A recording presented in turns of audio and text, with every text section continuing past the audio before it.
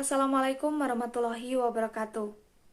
Yang terhormat Ibu Mirna MPSI selaku dosen pengampu mata kuliah Psikologi Pendidikan, dan juga tidak lupa teman-temanku yang berbahagia.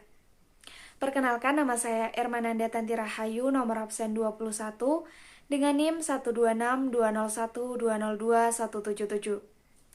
Saya dari kelas PAI 2F dan di sini akan menjelaskan mengenai definisi serta strategi peningkatan kemampuan metakognitif.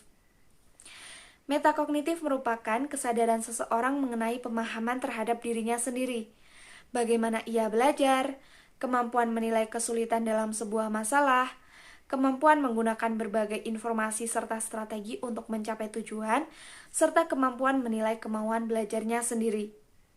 Secara singkat, metakognitif ini diartikan sebagai kesadaran seseorang mengenai kognitifnya sendiri, bagaimana kognitifnya bekerja dan seperti apa cara mengaturnya. Tujuan dari metakognitif ini adalah untuk meningkatkan kemandirian seseorang, dan agar dia mengetahui bagaimana serta kapan harus menggunakan strategi kognitif yang bekerja paling baik di berbagai situasi. Pembelajaran menggunakan pendekatan metode kognitif ini menitikberatkan kepada para peserta didik untuk meningkatkan kreativitas belajar mereka. Hal ini disebabkan karena mereka harus mengontrol proses belajar mereka sendiri, dari mulai tahap perencanaan, memilih strategi belajar yang tepat, dan juga memonitor hasil belajar mereka. Aspek penting dari pembelajaran menggunakan pendekatan metakognitif ini adalah agar mereka mampu mengetahui sebaik apa mereka tampil dalam tugas. Hal ini akan menimbulkan kesadaran, apakah mereka perlu untuk belajar lebih giat lagi untuk menghadapi sebuah tes, atau harus membaca sebuah bab secara lebih mendetail lagi agar mereka memahami isinya dengan lebih baik.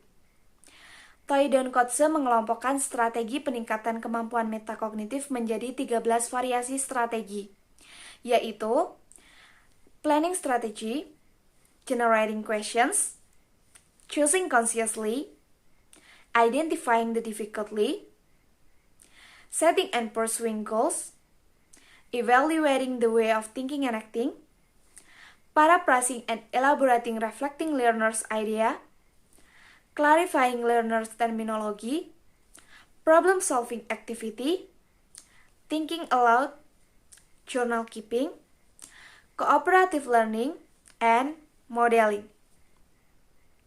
Adapun beberapa strategi yang dapat dilakukan oleh para guru untuk meningkatkan kemampuan metakognitif peserta didik antara lain, menganjurkan mereka untuk menggunakan strategi belajar sesuai dengan kelompok usia mereka. Kemudian mengajarkan kepada mereka tentang strategi belajar. Mendorong para peserta didik untuk menggunakan strategi belajar mereka sendiri.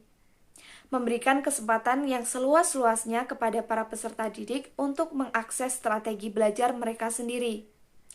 Memberikan akses yang seluas-luasnya kepada para peserta didik untuk mengevaluasi hasil belajar mereka sendiri. Kemudian mengidentifikasi situasi-situasi yang tepat yang dapat digunakan untuk mengaplikasikan strategi belajar.